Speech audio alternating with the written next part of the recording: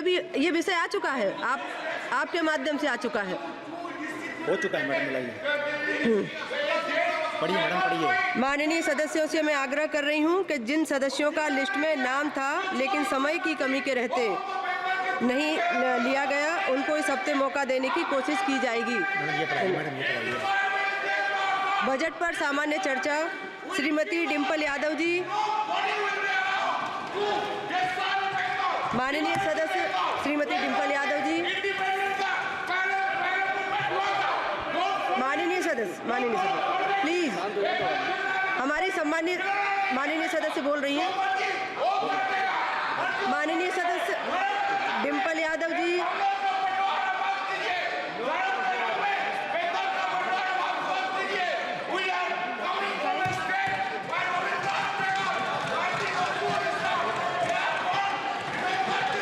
माननीय सदस्य श्रीमती डिम्पल यादव जी।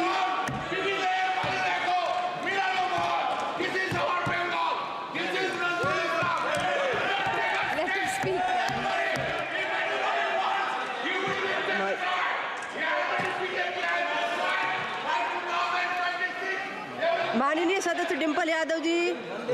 माननीय सदस्य एक मिनट माननीय सदस्य।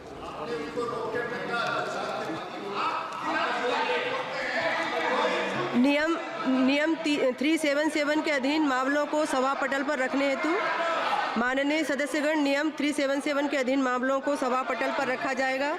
जिन सदस्यों को नियम 377 के अधीन मामलों को आज उठाने की अनुमति दी गई है और जो उन्हें सभा पटल पर रखने के इच्छुक हैं, वे 20 मिनट के भीतर मामले को व्यक्तिगत रूप से सभा पटल पर भेज दें। केवल उन्हीं मामलों को सभा पटल पर रखा माना जाएगा जिनके लिए मामले का पाठ निर्धारित समय के भीतर सभा पटल पर प्राप्त हो गया हो, शेष व्यक्तित्व माना जाएगा।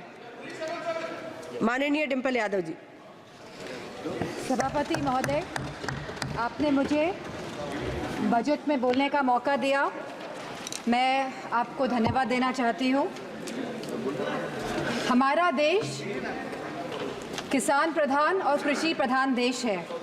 अगर हमारे किसान और युवाओं का भविष्य सुनिश्चित नहीं कर पा रहे हैं हम, तो मैं समझती हूँ कहीं ना कहीं हम सब अपने फ़र्ज से डगमगा रहे हैं। जहाँ वित्त मंत्री ने 9 प्राथमिकताओं की बात करी और कृषि को जहाँ पहला स्थान दिया गया, वही मैं वित्त मंत्री से पूछना चाहती हूँ कि कृषि ग्रामीण अर्थव्यवस्था की वृद्धि दर क्या है। जहाँ यह कहा गया था कि 2024 तक आप किसान की आय दुगनी कर देंगे, 22 तक किसान की आय दुगनी कर देंगे, और जहां एमएसपी का वादा किया गया था, तो मैं पूछना चाहूँगी कृषि मंत्री से कि आज एग्रीकल्चरल इंफ्रास्ट्रक्चर में कितना बजट या सरकार द्वारा दिया जा रहा है।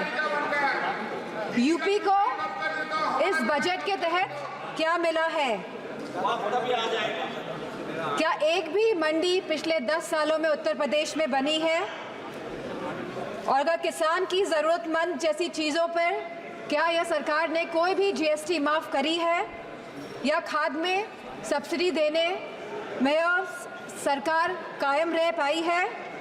और जहां खुद प्रधानमंत्री आए थे उत्तर प्रदेश में विधानसभा चुनाव में और उन्होंने वादा किया था उत्तर प्रदेश की जनता को, उत्तर प्रदेश के लोगों को, कि वो आवारा मवेशियों की समस्या से किसानों को हल दिलाएंगे, निजात दिलाएंगे। तो क्या इस आवारा पशुओं की जो समस्या है, जिसकी वजह से आज हमारा देश चौकीदार बन गया है, रात भर सो नहीं पा रहा है, तो क्या कोई प्रावधान बजट में रखा गया है इस समस्या को लेके। इसी के साथ जहाँ किसान आंदोलन में लगभग 700 किसानों ने अपनी जान गंवाई, जहाँ उत्तर प्रदेश में भी लखीमपुर खीरी में जहाँ किसानों को रौंदा गया मंत्री जी के बेटों द्वारा, हम पूछना चाहते हैं इस सरकार से कि जहाँ जो 2014 से 22 तक लगभग 1 लाख किसानों ने आत्महत्या की है, तो हम वित्त मंत्री से पूछना चाहते हैं कि प्रधानमंत्री फसल बीमा योजना के तहत कुल किसान लाभ कितना मिला है। और कहीं इसमें गिरावट आई है तो कितनी गिरावट आई है। यह सरकार लगातार एक दशक से किसानों की अवहेलना कर रही है। गांव की अर्थव्यवस्था पूरी तरह चरमरा गई है और इसकी एक बड़ी वजह महंगाई है। और जहां मनरेगा में इस सरकार ने 89,000 करोड़ का बजट दिया है, तो हमारी मांग है कि कम से कम 100 दिन की वेजेस मनरेगा के तहत लोगों को सुनिश्चित करी जाए और लगभग 20% मनरेगा का बजट बढ़ाया जाए। इसी के साथ शिक्षा बजट में भी लगातार हमारा घट रहा है, जहां यह केवल आज 2.5% है of the total budget spending allocation, और जहां यूनेस्को ने ये बेंचमार्क दिया है कि लगभग यह 4 से 6% तक होना चाहिए, वही यूजीसी के फंड्स लगातार घटाए जा रहे हैं और इसको लगभग इस बार 7 से 61% घटा दिया गया है। जहां हम बात करते हैं सस्ती और अच्छी शिक्षा की, वहीं यह सरकार लगातार शिक्षा बजट में बजट जो कम कर रही है, तो मैं समझती हूँ इनकी नीयत कहीं साफ नहीं है, मंशा कहीं सही नहीं है हमारे देश के युवाओं के और स्टूडेंट्स के प्रति। वहीं आज हमारे देश का युवा निराश है, जहां निराशा संभव को भी असंभव बना देती है। तो मैं समझती हूँ जो वादे किए गए थे, जो रोजगार को लेके, सरकार पूरी तरह इसमें विफल रही है और लगातार बेरोजगारी दर बढ़ रहा है। जहां आज ये बेरोजगारी दर 9.2% है और जहां महिलाओं का बेरोजगारी दर 18.5% है। तो मैं समझती हूँ लगातार युवाओं का मनोबल गिराने का काम इस सरकार ने किया है और अग्निवीर जैसी योजना ला के इस सरकार ने नौजवानों का, युवाओं का, इस देश की प्रतिष्ठा का सम्मान गिराने का काम किया है। जो सरकार सोशल जस्टिस की बात करती है, लेकिन आज भी यह सरकार जातिगत जनगणना से अपना मुंह मोड़ रही है, जहां अनुसूचित जाति जनजाति पर होने वाले अपराध लगातार बढ़ रहे हैं और उत्तर प्रदेश में यह अपराध नंबर 1 पे है। और साथ ही महिलाओं के साथ जघन्य अपराध लगातार बढ़ रहे हैं। उत्तर प्रदेश आज इसमें भी टॉप लिस्ट पर है। तो मैं पूछना चाहती हूँ कि महिलाओं को सुरक्षा को लेकर यह सरकार क्या कर रही है। और जहां उत्तर प्रदेश में समाजवादी पार्टी की सरकार ने 1090 जैसी सेवाएं चलाकर हमने अपनी माताओं, बहनों और बेटियों को सम्मान दिलाने का, उनका हक दिलाने का काम किया था, तो इस बजट में क्या प्रावधान रखा गया है महिलाओं की सुरक्षा को लेकर।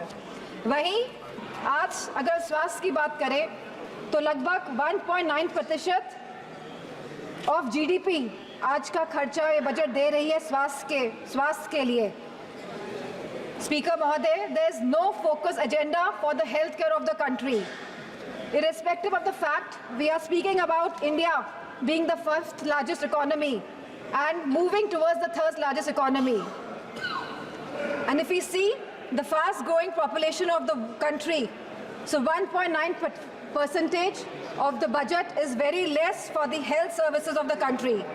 Sir, decision to exempt 3 cancer drugs is a welcome move by the finance minister, but it is a very small step in the right direction. Sir, ma'am, हमारे उत्तर प्रदेश में लखनऊ में एक कैंसर इंस्टीट्यूट जिसमें लगभग 1,000 करोड़ रुपए लगे हैं, वो तैयार है, लेकिन ना केंद्र की सरकार ना स्टेट की सरकार ये सुनिश्चित कर रही है कि सुचारू रूप से वो कैंसर इंस्टीट्यूट चल सके, क्योंकि कैंसर के केसेस लगातार देश में बढ़ रहे हैं। और मेरा मानना है कि अगर ये कैंसर इंस्टीट्यूट सही ढंग से सरकार चला लेती है तो सस्ता इलाज हम अपने देशवासियों को दे पाएंगे। Ma'am, there is a massive gap between the demand and supply in the healthcare center, in the healthcare infrastructure. The doctors, the nurses, the technicians, इन सब की बहुत भारी कमी है। और जो बड़े बड़े वादे कर रहे हैं और जो बड़ी बड़ी बातें कर रहे हैं कि हमने बहुत बड़े बड़े एम्स बना लिए हैं, मेडिकल कॉलेजेस बना लिए हैं, लेकिन 100% तरीके से कोई भी मेडिकल कॉलेज या एम्स सुचारू रूप से प्रदेश में नहीं चल पा रहे हैं, क्योंकि भारी डॉक्टर्स की कमी है, नर्सेस की कमी है, टेक्नीशियंस की कमी है। इसी के साथ जो टीचिंग फैकल्टी में भी भारी टीचर्स की कमी है। सर, जो सरकार कुपोषण के बारे में बात कर रही थी, जो भारत को अनीमिया मुक्त बनाने के बारे में बात कर रही थी, तो मैं उनसे कहना चाहूँगी कि आप सभी अपने वादों में विफल हुए हैं। आपने जो वादे करे थे लोगों को, आपने सारे वादे जनता के साथ वो वादों को तोड़ने का काम किया है। सर, जहां आप जीडीपी की बात करते हैं, जहां आप थर्ड इकोनॉमी की बात करते हैं कि हमारा देश तीसरी बड़ी इकोनॉमी बनने जा रहा है, लेकिन वही हमें बात करनी है पर कैपिटा इनकम की, स्टैंडर्ड ऑफ लिविंग की बात करनी है, हमको महंगाई बांधने की बात करनी है, हमको इलाज मुफ्त और सस्ता दिलाने की बात करनी है। और जो कैपिटल एक्सपेंडिचर की आप बात कर रहे हैं, तो मैं समझती हूँ इसमें भी समय सीमा तय होनी चाहिए कि इंफ्रास्ट्रक्चर के जो भी प्रोजेक्ट्स बन रहे हैं उनकी समय सीमा निर्धारित हो, क्योंकि यह टैक्स का मनी है, ये जनता का पैसा है। धन्यवाद माननीय सदस्य। Ma'am 2 minutes I will take ma'am. यह जनता का पैसा है और इसे सही ढंग से इस्तेमाल करने के लिए हम सब प्रतिबद्ध हैं। सो इसी के साथ मैं कहना चाहूँगी कि reformative and revolutionary changes can come in the country even after 11 years, but the dedication and concentration is required from the government. Nothing can alter the past but responsible behavior by the government, and I'm not playing a blame game here. I'm saying a responsible behavior is the behavior in which we are responding to the present situation, and if the government plays a responsible behavior, then formative changes can come in the country. Thank you, Speaker. Ma'am.